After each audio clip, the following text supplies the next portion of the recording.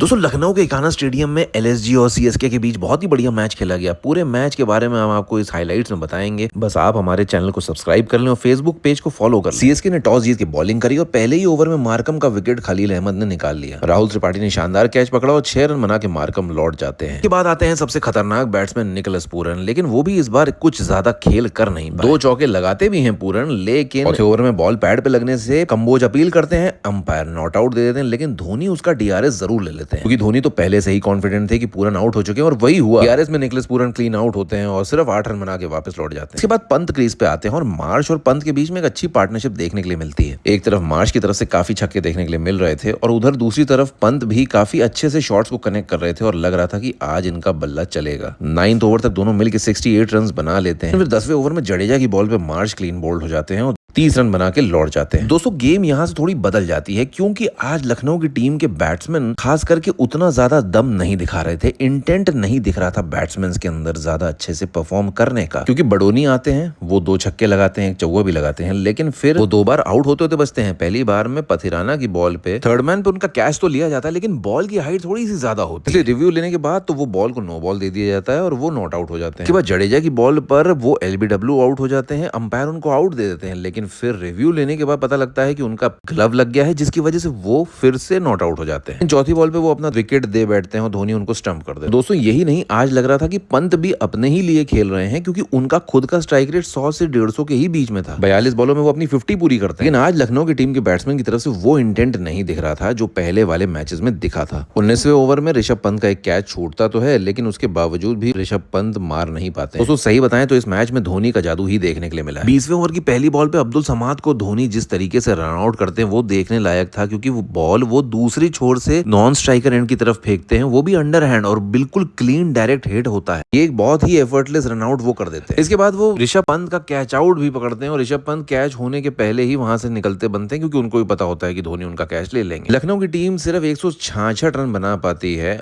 आखिरी बॉल पे शार्दुल भी कैच आउट हो जाते हैं और इतने से रन बनाना सीएसके के लिए बहुत ज्यादा मुश्किल नहीं था, क्योंकि बॉलिंग में भी लखनऊ की तरफ से ऐसी कोई फाइट दिखती ही नहीं है। सिर्फ अगर स्पिनर्स को छोड़ दें, लखनऊ के ऐसे फास्ट बॉलर्स हैं जो कि शार्दुल ठाकुर, आवेश खान, जो कि बहुत ही बढ़िया वेरिएशन बॉलर्स हैं, उनकी तरफ से आज की डेट में कोई भी ऐसी फाइट देखने के लिए नहीं मिलती है। ओपनर राशिद जो कि पहली बार सीएसके की तरफ से खेल रहे थे और रचिन के बीच में एक बहुत बढ़िया पार्टनरशिप बनती है। 45 रन दोनों मिलकर के 4 ही ओवर में बना लेते हैं। राशिद 27 पे होते हैं जब उनका कैच पकड़ा जाता है, लेकिन गाइस वो बहुत ही टेक्निकल शॉट्स खेल करके जाते हैं। इसके बाद राहुल त्रिपाठी आते हैं और रवि बिश्नोई जो ओवर डालते हैं, 7वां उनके ओवर के अंदर एक कैच छोड़ दिया जाता है। लखनऊ की टीम दिखाई रही थी कि वो बिल्कुल भी जीतना नहीं चाहती है, क्योंकि इतना आसान कैच अगर छोड़ देंगे तो वो जीतेंगे कहां से। 8th ओवर में मार्कम लेकिन सफल रहते हैं रचिन का विकेट निकालने में, वो एलबीडब्ल्यू उनको कर देते हैं। रचिन 37 रन बनाते हैं, 22 बॉलों में वापस चले जाते हैं। इसके बाद 9th ओवर में दोबारा से राहुल त्रिपाठी का कैच आता है, जिसको कि रवि बिश्नोई इस बार पकड़ लेते हैं और इस बार मौका नहीं छोड़ते हैं। इसके बाद शिवम दुबे आते हैं क्रीज पे, जिनका कि आज एक बहुत ही बढ़िया नॉक रहता है और सीएसके 11 ओवर के एंड तक 87 रन बना लेती है। 12वें ओवर में बिश्नोई दोबारा से सफल रहते हैं जडेजा कैच लॉन्ग ऑन में लेने में। यहाँ पे लापरवाही थोड़ी सी देखी गई थी रविंद्र जडेजा की तरफ से। और इसके बाद आते हैं शंकर, जो कि ज्यादा कुछ कर नहीं पाते। 15वें ओवर में अपना कैच दे बैठते हैं और सिर्फ 9 रन बना के वापस लौट जाते हैं। और इसके बाद 56 रन चाहिए होते हैं 30 बॉलों में, जब थाला द ग्रेट की एंट्री होती है। राज धोनी दूसरे ही मोड में होते हैं कि तीसरी बॉल पे एक बहुत ही शानदार चौका लगाते हैं। शिवम दुबे और धोनी इस मैच को खत्म तो करते ही हैं, जिताते हैं सीएसके को, लेकिन खास बात यह थी कि आज धोनी ने जिस तरीके से खेला,